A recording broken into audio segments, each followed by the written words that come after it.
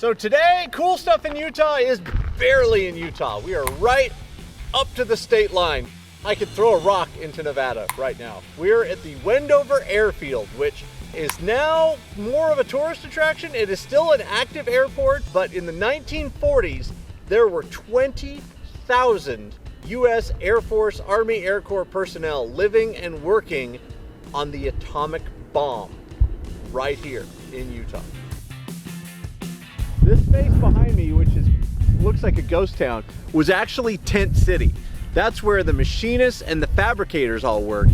They had to build and create everything that was used to make the planes and the bombs and the guns that were used on the fleet that flew out of this base. We are now in a secure area. Because it is an active airport, there are parts of it that are not generally accessible to the public. So we've now crossed the runways and we're going to where the bunkers are.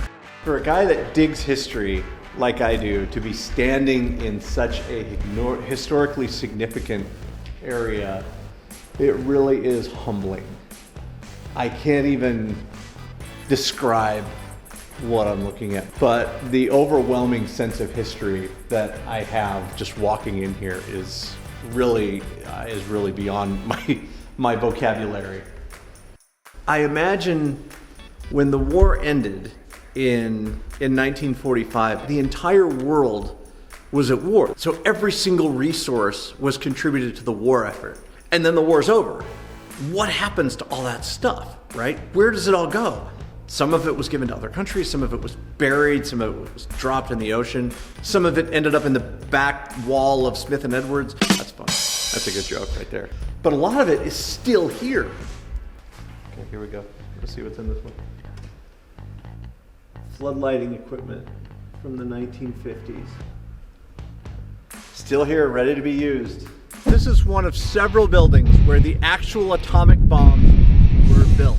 The atomic bomb was built by several people working on several different bases, and then eventually they assembled what would be the weapon that ended World War II. Most of them had no idea what they were working on. They weren't even allowed to talk to their families at home. They built the atomic bomb right where I'm standing. That is an immense, very surreal thing to think about. Anytime you get a group of Americans in one place, they will come up with a way to vandalize pretty much anything. And that went for American soldiers too. They would draw this picture of a dude named Kilroy. This right here would have been under the insulation of the plane and would have been drawn by one of the people building the plane. So this would be an authentic Kilroy from the 1940s. It's almost like a Banksy. So this would have been the home of the B29, which the B29 Super Fortress was a force to be reckoned with. You got to imagine in the 1940s when the B29 was invented, other countries looked at it as though it were the ultimate weapon. I'm going to open the door.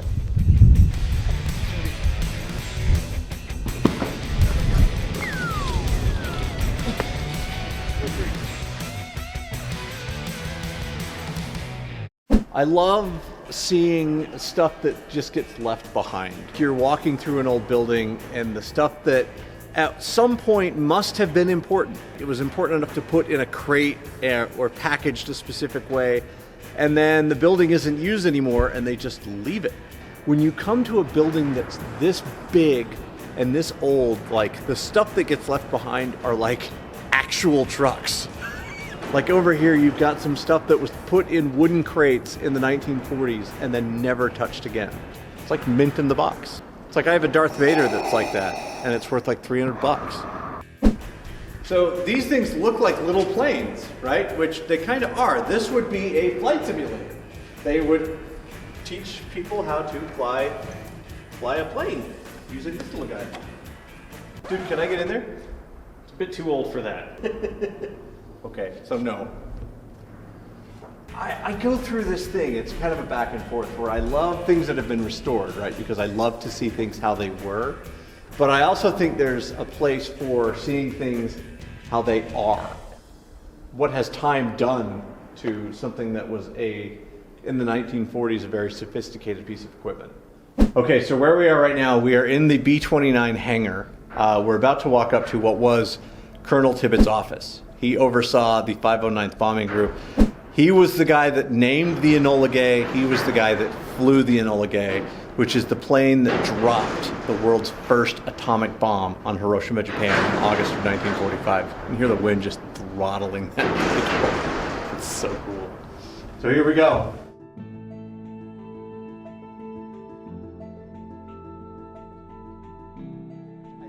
Really, really cool because after the 1940s, the Army used this base until 1969.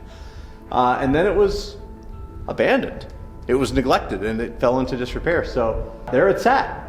And now they're restoring it to its former glory so that people can kind of come in and get a feel for what it must have been like working in here, overseeing the plane that would drop the atomic bomb. You see, had a killer view, man. Look at that. Just think about that for a second. Like, think of how important this room is, right? That's unreal.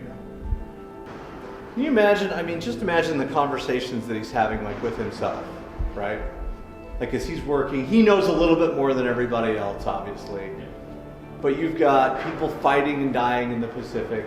Germany has just surrendered, and you're like, okay, we're going to do something that is so massive, it's going to change the world. He had to know at least that much. Just kind of going, okay, we're ready, let's do it. And off they went. And that internal conversation would have happened right there.